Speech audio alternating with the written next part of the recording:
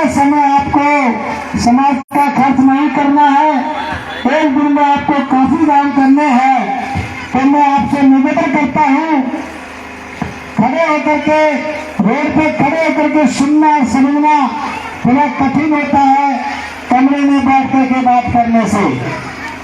इसलिए आपसे निवेदन है, जो साथी हमारा बोलेगा उसके चेहरे को आप लोग देखते रहेंगे तो आप लोग खड़े खड़े भी हमारी बात को ठीक से आराम से रोड पे समझ सकते हैं। तो ये 5 मिनट का कार्यक्रम है, आप सभी का धन्यवाद करते हैं और मैं आमंत्रित करता हूँ लखनऊ से बहन जी का संदेश लेकर के पहुंचने वाले हमारे बीच में बहुजन समाज पार्टी के कद्दावर नेता और प्रभारी माननीय युवराज चौधरी जी आए, हमारी इस नुक्कड़ सभा को 2 मिनट में संबोधित करें और आप लोग चौधरी साहब का स्वागत करने का काम करें। सभी साथियों से निवेदन है, ताली बजाएं सब लोग, सारे लोग। बहुत बहुत साधुवाद आदरणीय साहब जी। सम्मानित साथियों, माताओं बहनों पितातुल्य बुजुर्गों,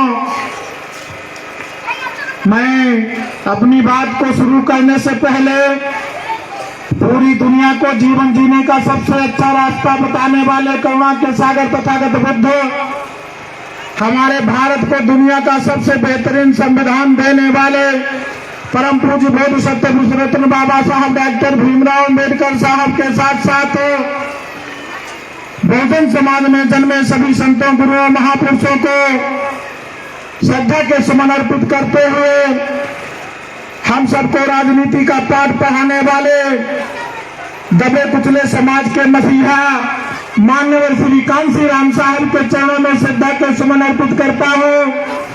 तत्पश्चात आज हमारे आपके बीच में बहुजन समाज पार्टी नाम का आंदोलन आप सबके बीच में चला रही परम आदरणीय बहन कुमारी मायावती जी को अपना आदर्श और नेता मानते हुए आज आपके गांव में पधारे हुए बहुजन समाज के पूर्व के राष्ट्रीय उपाध्यक्ष, बहुजन समाज पार्टी के पूर्व राष्ट्रीय उपाध्यक्ष, नेशनल कोऑर्डिनेटर माननीय कांसी राम साहब के पद चिन्हों पर चलकर उनके कार्रवाई को जन जन तक पहुंचाने वाले आदरणीय जयप्रकाश साहब भाई, उनको इस जिले में लाने वाले इंजीनियर साहब भाई विनीत कुमार बौद्ध जी और हमारे आदित्य गौतम भाई और हमारे साथी खड़े जिनको नाम से हम नहीं जानते, उनका सबका आभार प्रकट करते हुए अपनी बात को रखना चाहूंगा।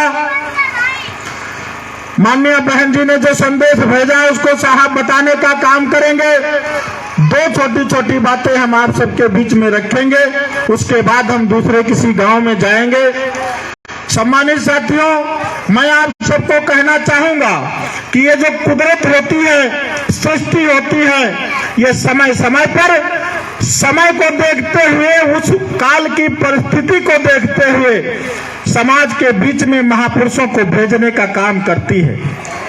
ऐसे महापुरुष हमारे बीच में आते रहे हैं, उन्होंने मनुष्य की पीड़ा को देखा, उनके दुख दर्दों को देखा, तो जिस समय जिस प्रकार के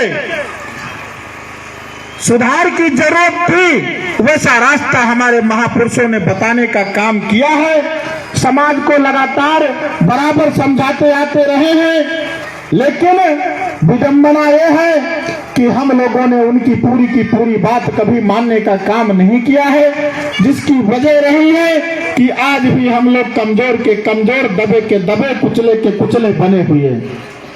मैं आप सबसे कहना चाहूंगा, जब मानव सभ्यता का विकास हुआ, आदमी की जिंदगी बद से बदतर थी, लोग सामाजिक व्यवस्था में सामने खड़े नहीं हो सकते थे, बराबर बैठ नहीं सकते थे, बोल नहीं सकते थे, अच्छे कपड़े नहीं पहन सकते थे, अच्छे मकान नहीं बना सकते थे, धन संचय नहीं कर सकते थे, अच्छी पढ़ाई नहीं कर सकते थे, यहाँ तक छोड़ो कि उनको सही से पानी पीने का भी अधिकार नहीं था।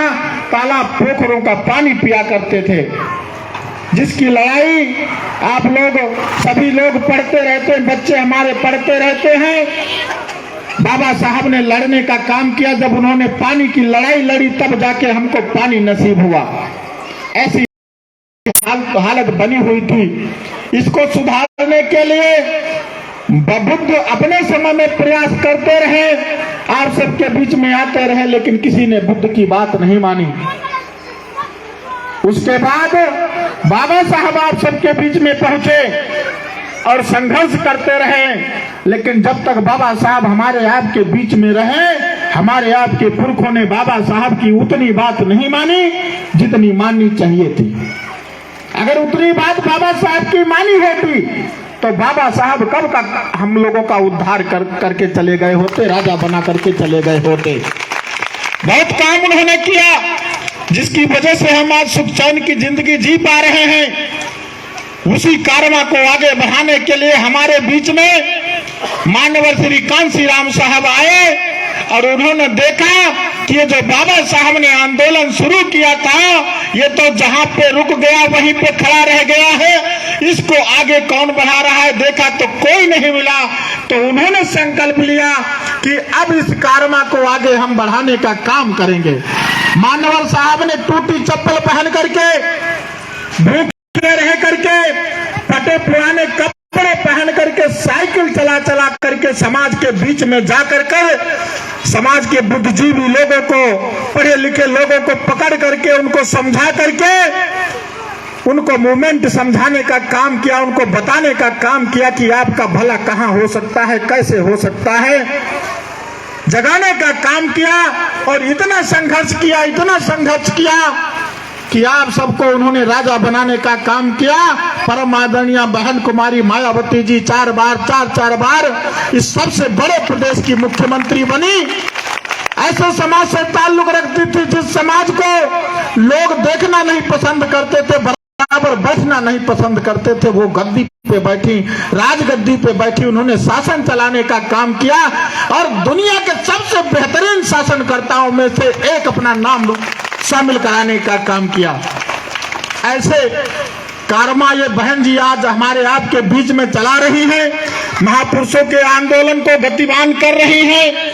तो ये जो हमने बीएसपी की बात रखी, तो इस बीएसपी को आप केवल पार्टी ना समझो, ये केवल पार्टी नहीं है, इसका उद्देश्य केवल सत्ता प्राप्त करना नहीं है, इसका प्रमुख उद्देश्य है समाज में। बहन जी ने नारा दिया था, मानवर कांसी राम साहब ने नारा दिया था कि ये पार्टी सामाजिक परिवर्तन और आर्थिक मुक्ति का आंदोलन है।